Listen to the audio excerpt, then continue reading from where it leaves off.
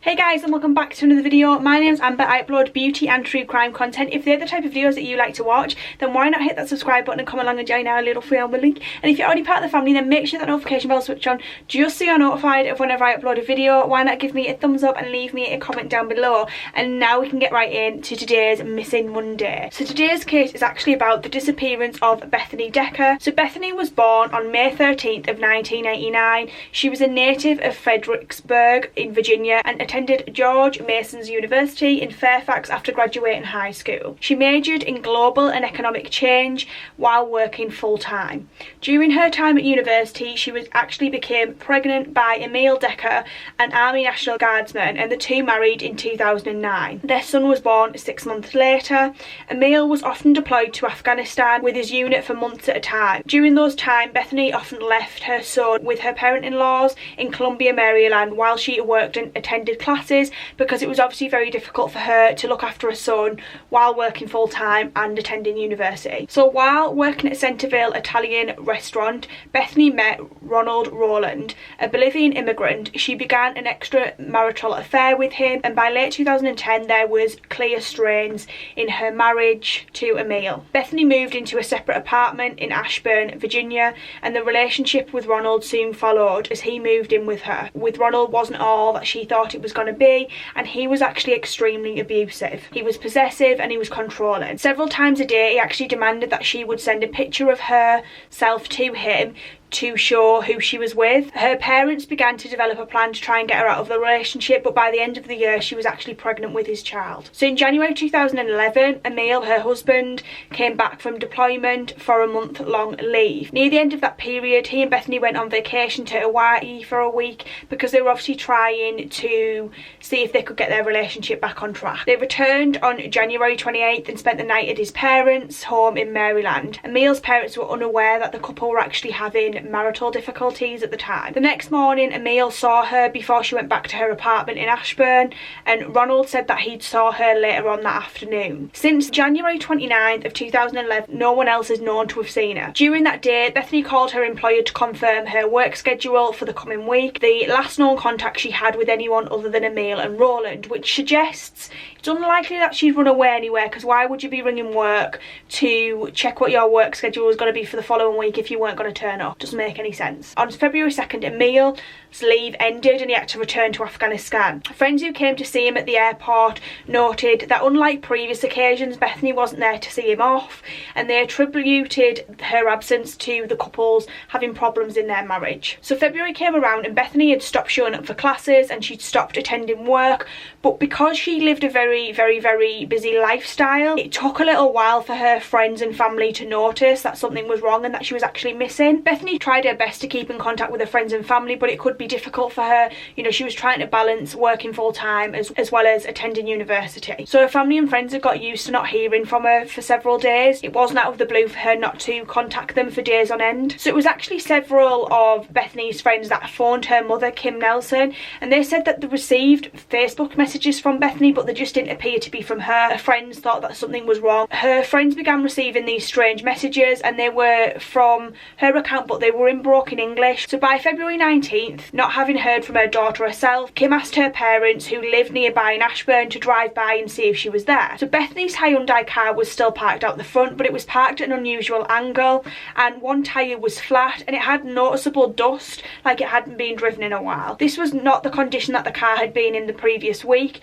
No one answered the door when they knocked, and Bethany's grandparents decided that they needed to call Loudoun County Police, and they reported her missing. So investigators found that Bethany had not used her bank account or cell phone since the last day she was seen, nor had she reported to work or attended any of her university classes.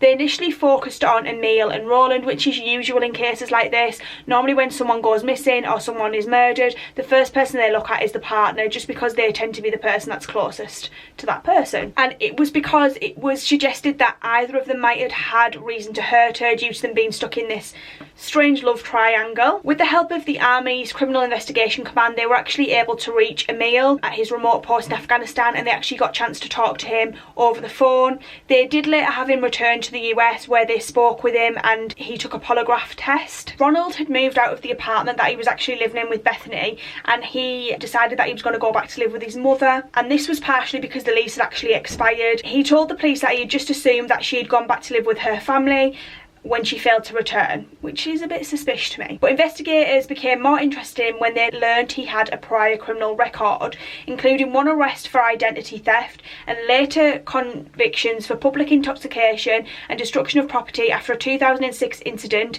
where he smashed a woman's car window. He reportedly gave them inconsistent answers to questions about when he had seen the Hyundai parked outside her apartment. So in March, police searched a field near the apartment complex. They obtained a search warrant for Ronald's current residence, specifying murder as the possible criminal offence on the affidavits. Among the items seized for forensic examinations were several cell phones, a laptop, computer and some documents. Police were not able to develop any evidence from the materials that might help them locate Bethany. Ronald then decided he was going to stop cooperating with police and basically just made an absolute nightmare for the investigation. Emile later obtained a divorce for his missing wife. It has since been reported that he will no longer talk to investigators unless his lawyer, who says his client has nothing to hide, is also present. No record was ever found suggesting that Bethany had given birth by her expected due date later that summer. Loudoun County Police distributed to the public pictures of what she might look like near the end of her pregnancy. A year later in 2012, Ronald made his only public statement on the case through his attorney, and this was, "My client remains hopeful and prays daily that Bethany will come home." So in late 2012, they actually did a documentary on the case,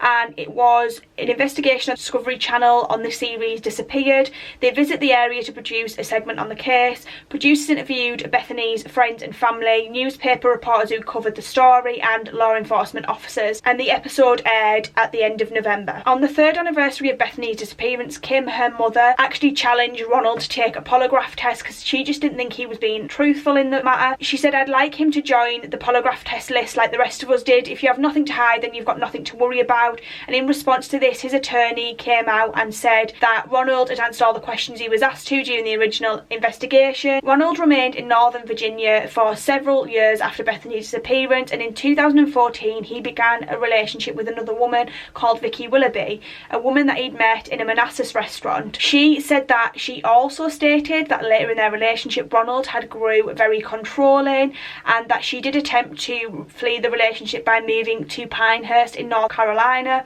a few months later, but Ronald actually went out there and followed her. Their relationship then turned violent, and during an argument at the house in November, Vicky pulled a handgun that hidden in the living room to protect herself, and she was able to shoot Ronald twice. He continued to struggle with her and eventually gained control of the gun, and he actually shot Vicky 3 times. Once was in the head. So both of them actually survived this incident, but Vicky did actually lose one of her eyes to the head wound.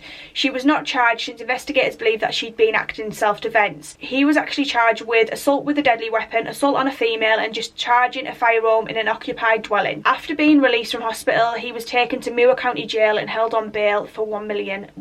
Detectives from Loudoun County visited Ronald in jail to ask if he was now interested in speaking in regards to Bethany's investigation about her disappearance, and once again he referred them to his attorney. In April of 2015 he was additionally charged with attempted murder on the incident regarding Vicky, and his attorney said that he intended to plead guilty to the charges. Shortly afterwards, Vicky appeared on an episode of Dr. Phil, and she devoted herself to Bethany's case, and she said that Ronald had told her during previous fights in the previous November that he could make people disappear. So in May 2016, after some of the evidence in the case had been suppressed, Ronald accepted a plea bargain from prosecutors. He pled guilty to 2 felony assault charges and was sentenced to 6 to 8 years in prison. Immigration and Customs Enforcement planned to begin deportation proceedings against him once the sentencing had been completed. But on November 9th of 2020, the Loudoun County Sheriff Office obtained a warrant for Ronald's arrest for the abduction of Bethany. They returned him to Loudoun County from